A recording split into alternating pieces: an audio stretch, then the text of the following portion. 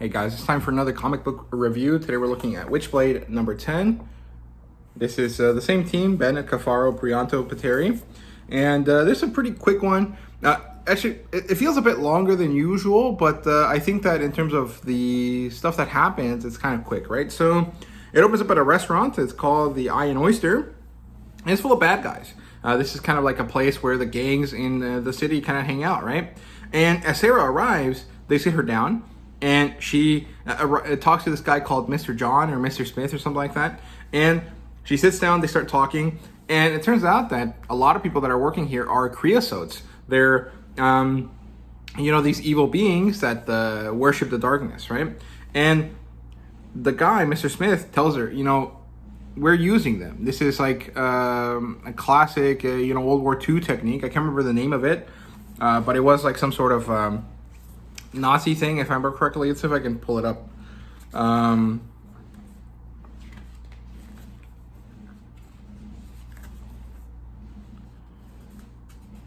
It says the Night of the Long Knives, which is when Nazis attack their own in order to kind of cleanse their society or their system of these people that were no longer of use to them, right?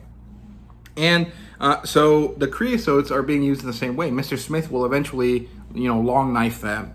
And they are no longer useful to him. So he leaves. Sarah attacks, then Sarah is attacked by Creosote as Mr. Smith leaves. And it turns out that this Creosote is Vinter back from the dead, or recollected or reconstituted into this new body. And Jackie shows up at this point. He punches Vinter in the face and he saves Sarah. Then they have this massive big fight, and as it's ending, which by the way, the fight was very fun. I really enjoyed myself reading this. Sarah calls Michael, and when she calls him, she leaves him kind of a cryptic goodbye message. Basically, she says, I'm sorry for all the shit that I dragged you through.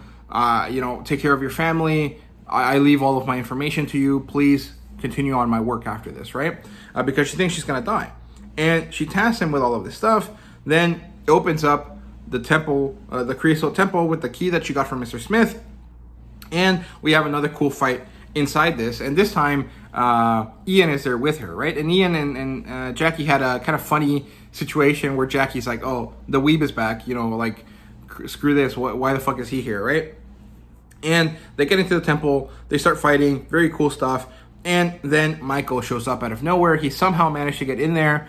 And I think this is a machination by Kenneth Irons or by someone else in order to further isolate, Sarah, the Witchblade. But it's not clear. He just kind of appears and then gets mowed down immediately. And Sarah freaks out. And as she freaks out, she starts killing indiscriminately. And the Creosotes combine forces. They kind of turn into a combiner transformer. And they become this massive, nasty monster. And that's the end of the issue. And like I said, it's really short. It's, not much happens here, but it's pretty good stuff. Lots of fighting. This is like a action heavy issue. I think it's good that we have this. But in terms of like the motion of the story, I'm not necessarily sure that it was super impactful. Then it ends, and we have some good, background work here done on the covers. We get to learn how the covers were made to an extent. And we have this awesome kind of, showing for the next issue, which looks really great. I really like that. Biblically accurate Witchblade right there. That's pretty fun. And this is what the Creosote monster looks like. Very cool. I like that. I've been watching Last of Us, and this sort of monster is pretty fun. They have this nasty, like very natural, but kind of eldritch vibe to them, right? And here's some of the background that's being shown, the behind the scenes stuff. I really like that they add this. I think that they should continue to do this for as long as possible. They should not make this like a extra thing that they do for only for certain issues. They should do it for the whole run. I think it'd be really great. It doesn't really seem to cost them that much extra time. Maybe a screenshot here and there for the artist, and for whoever designs the book. It's not that much extra effort. So I hope that they continue to do this. If they don't, I'll be kind of disappointed, but I'll understand. I'm actually very happy with this product so far. Like, I think the Witchblade series has been really great.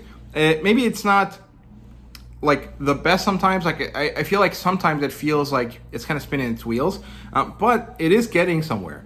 and it's developing itself quite well. And the struggle of Sarah is pretty cool and interesting, and I'm liking how it's going.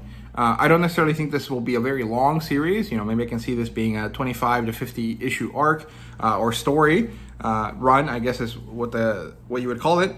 But I think that'd be really cool if it lasted that long. However, who knows, right? I constantly feel like it's moving really fast and really slow at the same time, and I just don't understand where that feeling is coming from. So I'll leave you with that, and maybe you guys can figure it out. But yeah, thank you so much for watching. I hope you guys enjoyed, and see you next time.